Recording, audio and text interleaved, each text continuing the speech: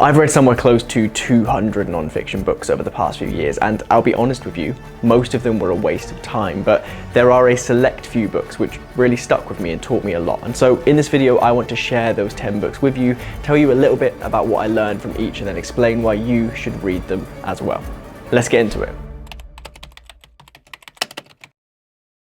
So the first book that changed my life is Happy by Derren Brown. Now you probably think of Derren Brown as the bloke from TV who does the mad kind of magic stunt things every few years, but Derren is also a really interesting author, and this book of his, Happy, as the name suggests, looks at happiness, but it looks at it in a really interesting way, right? It's not one of these self-help books that just encourages you to be happy at all costs or aim for happiness over anything else. Rather, it demystifies what happiness actually is, but crucially also what happiness isn't, and then it invites you to kind of approach happiness slightly differently, right? Once you understand the true sources of happiness, once you understand where happiness really comes from and how best to approach it, it's far easier, at least in my experience, to live a much more balanced life. A life where you can have happiness more often and it be more available to you because you understand what it actually is. And so as well as just helping me understand what happiness is, this book almost gave me a framework in some ways, a mental framework of how to approach situations, to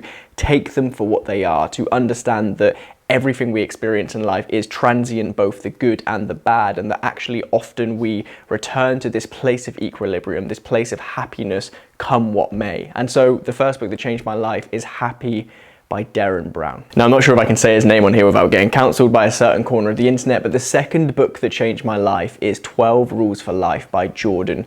Peterson. Now, I read this book maybe 4 or 5 years ago, I forget when exactly. I picked it up in a bookshop in St Pancras and I started reading it on the train home that day, and I basically didn't put it down until I'd finished it, right? Because at that point in my life, I was fairly lost. I kind of knew who I wanted to be. I felt like there was some potential there in the direction of who I could eventually become, but I felt like I was lacking the tools and the mind frames to actually have the responsibility to get there, right? It's very easy to want to be a certain kind of person, but if you're not holding yourself in a certain way, if you're not approaching life in a certain way, it's very difficult to ever get there. And the big lesson that stuck with me from the book 12 Rules for Life, although it has somewhat become a meme on the internet since, is the idea of tidying your bedroom. Now, the reason that this concept stuck with me is because, yes, in one sense, it's meant literally, right? Tidy your bedroom is not good for anybody if you're living in a messy environment. It's not going to help you and it's not going to help those around you. But more than that, and I realize that this is quite obvious if you've read the book, but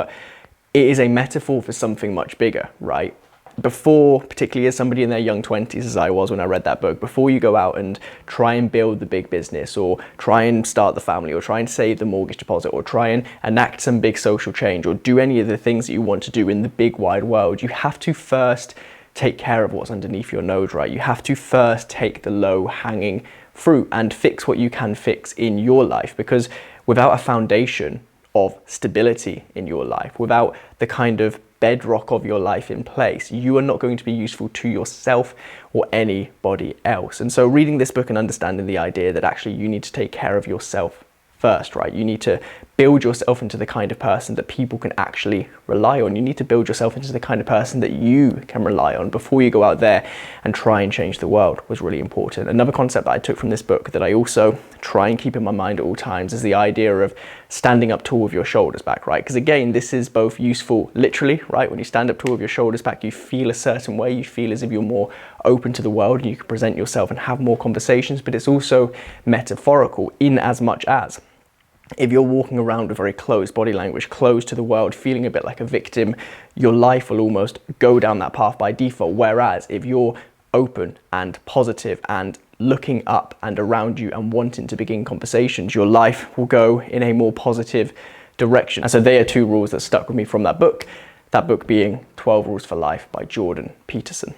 The third book which changed my life is Lost Connections by Johann Ury. Now, I'm a big fan of Johann Ury's work. I've read a couple of his books, including his most recent one, Stolen Focus, but the one which stuck with me most is the book which came before that, Lost Connections, which is all about the kind of non-obvious causes of depression, and how the research is now finally catching up with this idea that things like our environment, things like whether we feel like we're doing meaningful work, whether we have social connections, whether we're lonely, whether we have meaning and status, and all of these things that play into our human nature actually determine whether or not we're likely to fall into depression. And when you read the book, it makes complete sense. But Johann explains that when he was a teenager and he went to his doctor, he was told that his depression was because of a chemical imbalance in his brain and that you should take this pill and there's nothing you can do about it. Now, fortunately, I have never been in that position. I have never been depressed. However, it's very useful, I think, for all of us to understand the societal, the kind of wider causes of depression, the wider causes of this epidemic, for us to understand how to help ourselves and also how to help other people, right? Because some of the causes that there is now data coming through to prove cause depression are very obvious. If you don't have social connections, right? If you're lonely and you don't have friendships and there's nobody for you to turn to in a hard time, you're more likely to be susceptible to things like depression. That makes sense when you state it, although until I read this book, nobody was talking about that. If you don't feel like you have meaning in this world, right? If the work that you're doing takes all of your energy and you feel like you're getting nothing out of it and you're not making a change to the world, again, it's understandable that you would feel a certain way. And so reading this book, although I don't pretend to understand all of the research and I've never been depressed myself, so I can't speak from first-hand experience, I just found it incredibly useful to understand that there are lots of spinning plates when it comes to mental health, and the more we know about those spinning plates, right, the more we can absorb that research, the more we can read books like Lost Connections, the more we can do to, as a society, as a local group of friends and family, and as individuals, keep an eye out for each other and make sure that we're aware of the causes of depression and also there to help those even when they need it. So the third book which changed my life is Lost Connections by Johann.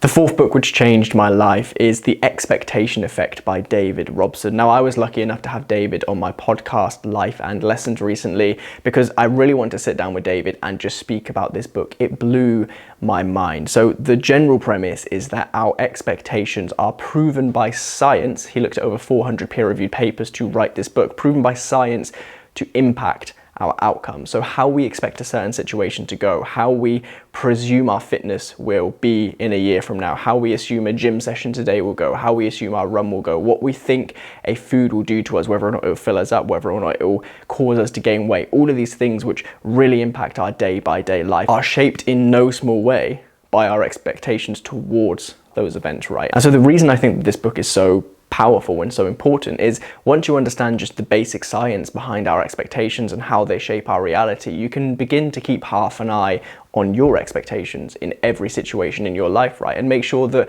your expectations are not negatively impacting you and that they are serving you positively. Because if you expect something to go very badly, it almost becomes a self-fulfilling prophecy. And that's kind of this wives' tale that we've all half believed. But there's now lots of science to back up that idea, right? And so reading this book helps you understand how to take your expectations and turn them into a useful mind frame, right? And then you can use that mind frame in all sorts of situations in life to make sure that you're approaching them in the correct way, to give yourself just that slight chance of doing better, to give yourself that slight chance of a situation going slightly more in your favor, because you understand the impact that your expectations are going to have on that situation anyway, so you may as well encourage them to have a positive impact. So the fourth book which changed my life is The Expectation Effect by David Robson. The fifth book which changed my life is How Not to Die Alone by Logan Ury. Now, this book probably had the most immediate and acute impact on my life after I read it, because it sent me on a bunch of Tinder dates. So How Not to Die Alone is essentially a look at the behavioral science and the psychology behind dating and how so many of us, myself included, get in our own way, right? We create excuses, whether we say that this person isn't 100% perfect, so we're going to move on to the next person, right? Or whether we say that we're not quite ready to begin dating yet because we need to first have that six-pack or do that thing or become that person. And when you read this book and when you look at the kind of framework that Logan has created for how to be a better dater, right? How to increase your chances of finding somebody for you, or as the book title suggests, how to not die alone, you realize that actually, like I say, you're getting in your own way far more than you realize. If you can just go out there and present yourself in an honest way to people who you may or may not be entirely interested in, and give them a chance and allow them to give you a chance, but not be afraid to move on and go on a bunch of dates, right? And just get out there and meet people. If you can read this book and really digest what it's saying and then go out there and action it, I promise you that you will have a far greater chance of finding somebody eventually. Now, I'll be honest, I haven't got there yet, but I've been on a lot of dates since then, and I've met lots of great people, some of which I'm still friends with, some of which I don't speak to, and that's okay. But generally speaking, this book encouraged me to get out of my own way. It encouraged me to see through my own bullshit and realize that actually I am ready now to begin meeting new people, and new people are ready now to begin meeting me. And when you go out there and you make those situations happen, you learn a lot about what you do like and what you don't like, and you learn a lot about yourself and other people. And when you combine all of that together with this forward momentum of just going out there and meeting people and speaking and having conversations and making dates happen, you move far closer to the point where you feel ready to actually begin a relationship, to actually meet that right person, to build a life with somebody. And hopefully I'll get there one day soon, who knows when. But that is the 5th book which changed my life, How Not to Die Alone by Logan Ury. Now, the 6th book which changed my life actually set off all of this self-improvement stuff that I've been on for the last 5 or 6 years. It was a book called The Slight Edge by Olson, and I put an Instagram poll up a couple of years ago to ask just how many people have purchased this book as a result of me speaking about it all the time, and it was like 58 people or something crazy. I have spoken about this book a lot in the past, but not in recent years, so I really want to highlight it in this video here. The Slight Edge by Olson is essentially about the concept that no great achievement in life, nothing that you will ever unlock as this thing that you're proud of, no athlete or musician or actor or entrepreneur or whatever it might be who has done something great has got there through what Jeff calls a quantum leap, right? Things don't happen overnight. Nothing happens by mistake. There is no such thing as an overnight success. There are lots of people who look like they are an overnight success, but the second you begin to peel back the layers of their story and how they got there, you realize that all they have on their side is the slight edge. Now, the slight edge is essentially this idea that you shouldn't be aiming to transform your life overnight every single day. You shouldn't be aiming for a big goal immediately. Rather, you should look at process-orientated goals, and you should try and do the right actions consistently every single day. And in doing so, you should aim to be 1% better each day, because there's this really famous stat, which is in other books like Atomic Habits by James Clear, which is essentially that if you become just 1% better at whatever it is you're trying to do each day for a year, because of compounding interest, in the same way that your credit card bill can get very big very quickly, your progress in any area of life can get very big very quickly if you continue to make compounding improvements. So if you're getting just 1% better at anything each day, by the end of the year, you will be 37.7 times better. That looks like a quantum leap. That looks like your life has completely transformed, and it has, but it hasn't transformed as a leap. It's transformed because you've done the same consistent thing in a very focused way, day after day, for a very long period of time. And so when I read this book, it gave me the unlock that if I want to get anywhere in life, it's not going to be by having bursts of motivation. It's not going to be by waking up on January the 1st and being like, new year, new me. It's going to be by consistently, silently working on myself in the ways where I know I need to for months and years on end until I begin to see progress, and understanding that in that middle period where I'm not seeing progress, that's okay, because that is how progress works. And I think that so many people leave so much on the table in life because they don't understand this very simple concept, and therefore they look at their results in the short and medium term, and because they can't yet see the end point arriving, they think that they're not going to get there. If they were to just continue for a bit longer, if they were to be that bit more consistent for that bit longer, they will get there. And so that is the 6th book which changed my life, and arguably the book that kicked off everything that came. Since then, it is The Slight Edge by Olson. The 7th book which changed my life is perhaps slightly unusual because it's more of a business book than a kind of self-improvement book. It is Key Person of Influence by Daniel Priestley. Now, if you've watched any of my content, you will realize that I put a lot of time and effort into producing content, right? Videos like this on YouTube, 162 episodes of my podcast, hundreds and hundreds of short form videos, hundreds of email newsletters. Like, I'm putting a lot of time and effort over a long period of time into creating content, and much of the reason for that is because of this book, Key Person of Influence by Daniel Priestley. Now, Daniel in the book makes the case that no matter what industry and what area you look at in the world, there are a select few people who receive the majority of the opportunities, and they receive the majority of the opportunities because they are the key people of influence, right? They are the people who in any given niche people look to for advice, and they trust the opinion of, and they want to hear from, they want to consume the content of, read the books of, go to the talks of. And I believe from reading that book that you don't arrive in that situation by accident. You arrive in that situation by working to become a key person of influence. And this book outlines some of the ways you can do it. I have since learned from friends and peers that there are other ways to do this as well. But essentially the idea is that if you can create yourself as a key person of influence in a tiny little niche, right? You only need like 1,000 people to know who you are and really buy into your content. That can and will transform your life forever. And so I'm on this key person of influence building train right now, right? I realize that with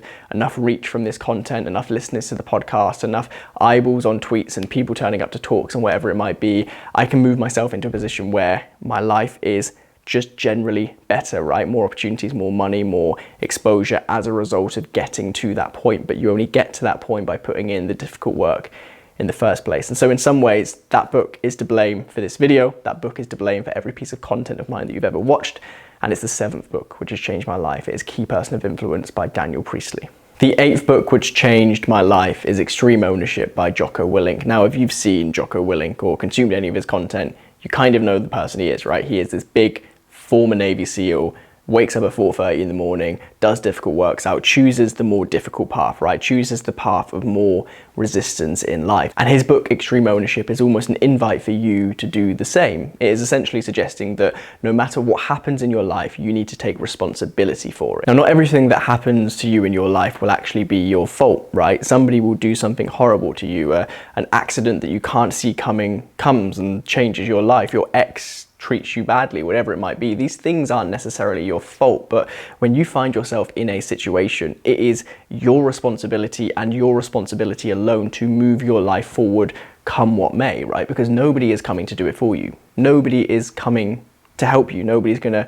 hold your hand and move you through life. You have to take responsibility for the situations that you find yourself in to move your life forward, or else your life will not move forward. And particularly in the culture we live in right now, it's so easy to blame other people, right? It was your ex that caused this thing. It was the government, it was your school, it was your teachers, it was your parents, whatever it might be. And you can blame as many people as you want, and it might make you feel good when you do it, but it will not progress your life, right? Nobody has ever got anywhere by sitting around and complaining, whereas anybody who has ever got anywhere has done so by taking responsibility for the situation they find themselves in and then doing something about it. And so this book essentially looks at how and why you should take responsibility for everything in your life, right? Accept your failures, lean into your defeats, and make a plan of how to move forward. Because like I say, without that plan, your life is going nowhere. Whereas if you can read this book and understand the general concepts for it, you will have the framework you need to move your life forward no matter what happens to you. And I promise you, it's a much happier place to be in, to just assume by default that you actually are in control of your life, right? Because that's almost the subtext of this book. You can either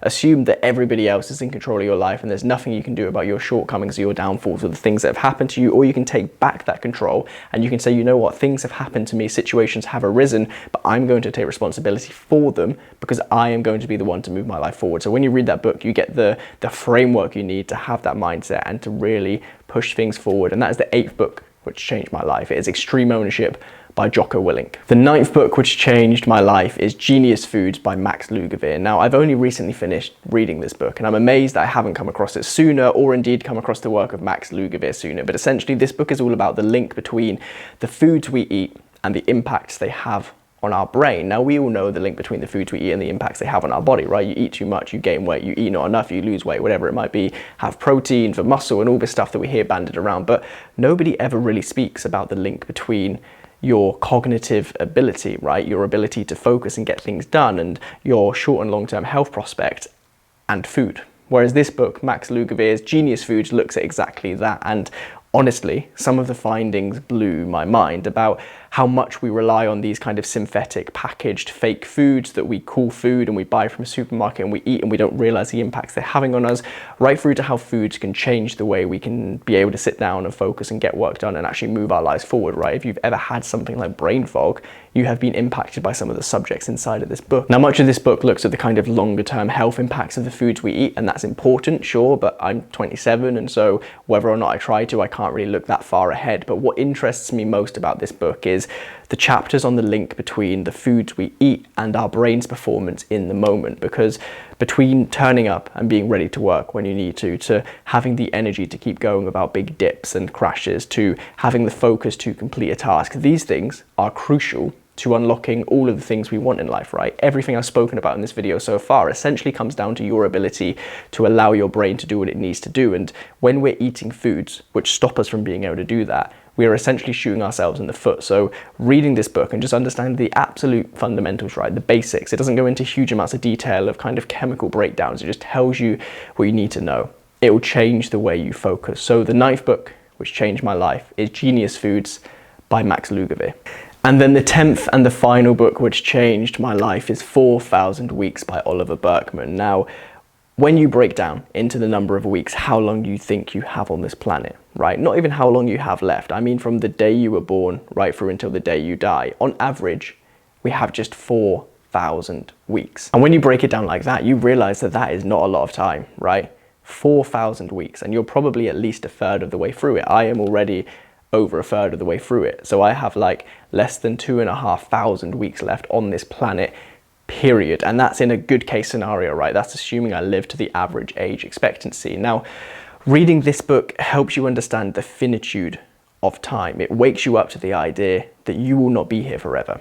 The people you love will not be here forever. The opportunities that you currently have due to your mental sharpness or your body's ability to move or the fact that you're not currently ill will not be here forever.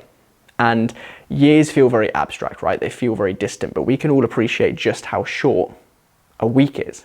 And then we can appreciate just how short it sounds to have just 4,000 of those from the moment you're born until the moment you die. And so this book will really sharpen your mind when it comes to making the most out of the time you have here, and also not feeling guilty for saying no to things, right? To be able to say yes to the things that matter to you most, you have to be able to say no. You have to prioritize. You have to not spend your whole life replying to emails or going to social events with people you hardly know or getting drunk to feel like you have something to do. Like, you really need to focus in and ask yourself, what are you going to do with these 4,000 weeks, with this absolutely tiny amount of time that we have on this planet, the majority of which for some people watching this will have already have passed, right? What are you going to do with the rest of it? A few weeks is all we get here. And we know how quickly weeks pass. So we have to go and do something about it. And reading this book, more than anything else, left me with a feeling, right? I wasn't given concepts. I wasn't given like really deep understandings. I was given a feeling more than anything else that it is my responsibility to go and do something about the tiny amount of time I have on this planet, in the same way that it is your responsibility to go and do something about the tiny amount of time that you have on this planet. Because look how fast the past year has gone, right? Think about the pandemic 3 years ago. That's gone like that. That has absolutely flown by. Think about your, I don't know, your 18th birthday, however many years ago that was. You probably remember that like that was yesterday. This time is moving incredibly quickly. Week by week, the 4,000 weeks that we have left are going in a flash. And so we need to do something about it. And when you read this book, 4,000 Weeks by Oliver Burkeman, you're encouraged to do just that. So that is the 10th and the final book which changed my life. It is 4,000 Weeks by Oliver Burkeman. And so that is it. They are the 10 books which in some way or another have changed my life more than any other books I have ever read. Let me know in the comments what book you think I have missed, because I always love hearing the kind of singular book that has changed people's lives more than anything else. If you leave a comment, I promise to pick up the book, give it a read and let you know what I think. In the meantime, if you haven't already, do make sure that you're subscribed, and I'll see you in the next one.